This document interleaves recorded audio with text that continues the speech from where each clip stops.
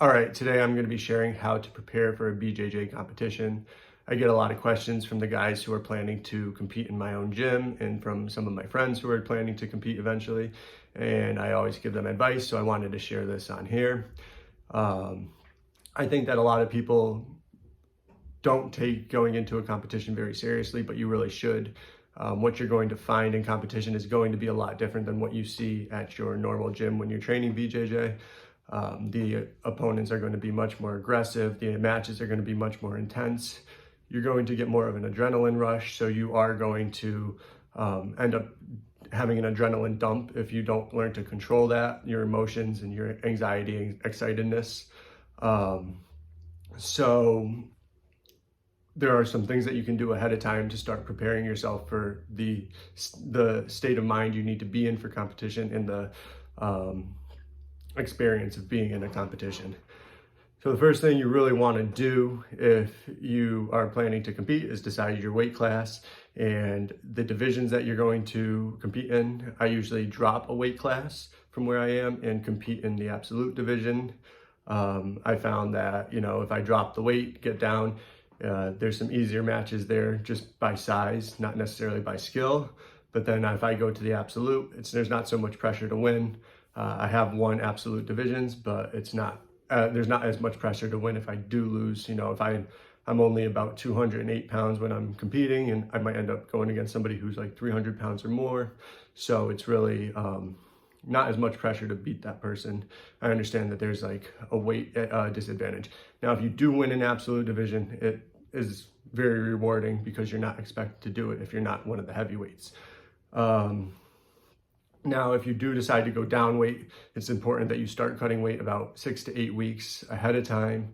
You really need to be able to settle into your weight and train at that weight. If you don't, then if you only start cutting about a week before your competition, you get down to weight, you're gonna deplete all your energy. You're not going to know how to actually use your new body composition, because when you start losing weight, you actually change your body composition. You need to learn how to move with that, hit all your techniques with that.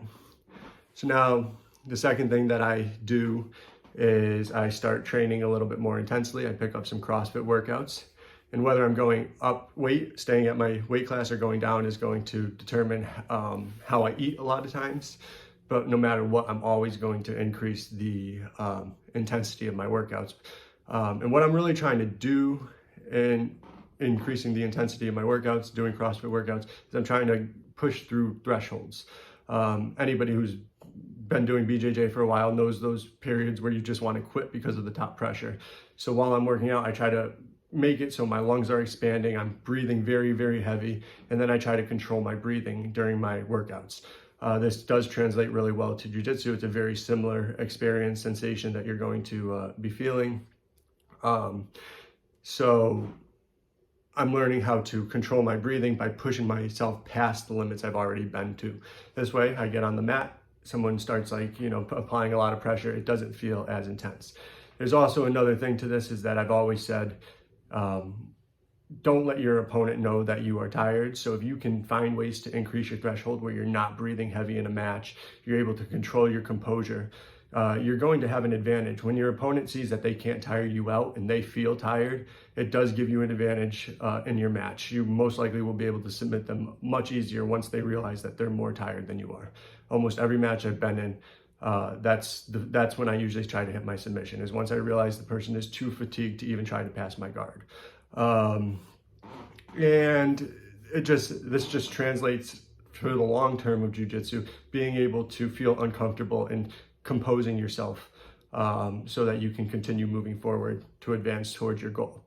Now, the third thing is probably one of the most important, is that I stop learning new techniques about 4 to 5 weeks ahead of my competition, and I only drill the techniques that I am doing. Not only do I drill these in practice or at my gym, but I also decide to drill these throughout the day, usually at night, sometimes in the morning, where I'll do a whole scenario where I start thinking about, okay, what happens if I take the takedown? What happens if I can't get the takedown and I pull guard? What if the other person pulls guard or tries a takedown?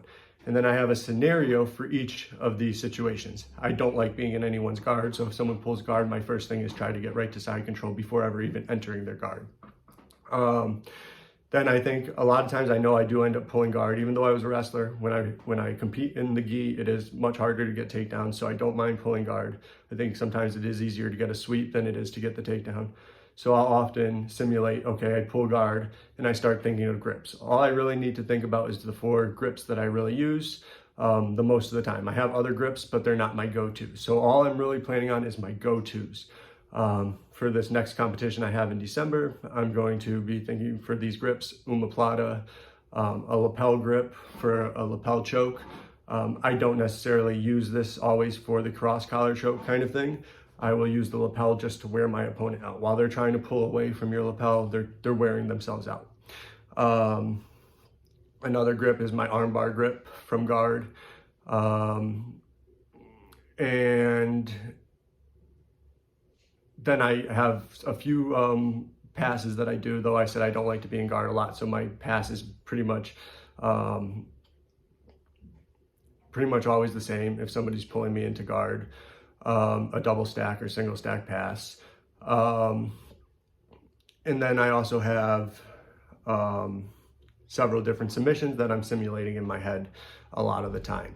And what I found is that if I can stick to just maintaining these few techniques that I'm going to use that are the most effective in my training, that I can continue to improve on in the next few weeks, it's better than trying to learn new techniques that I need to spend a lot of time improving on. The fact is, especially at a lower belt, it's easier to win with the basics and really work on making it through the match, not getting that anxiety, the adrenaline dump. Being able to keep yourself composed through the whole thing is going to be the most important thing in your match. So by going in there with a strategy, knowing what I want to do, knowing that I've prepared, pushed myself through mental thresholds, it does make it a lot easier to compete and make it more likely that I win. And the same for you. If you decide to start preparing way ahead of time for your competitions, you're definitely going to see benefits in your competition, because the worst thing is tapping to pressure or having an adrenaline dump and in your second match not being able to perform adequately. So I hope this video helps. If you have any questions on BJJ, just let me know in the comments below. If you have any stories you want to share with me, I love hearing about people's experience competing and just training BJJ, so you can let me know in the comments below. Don't forget to like and subscribe, and I'll catch you on my next episode. Thanks.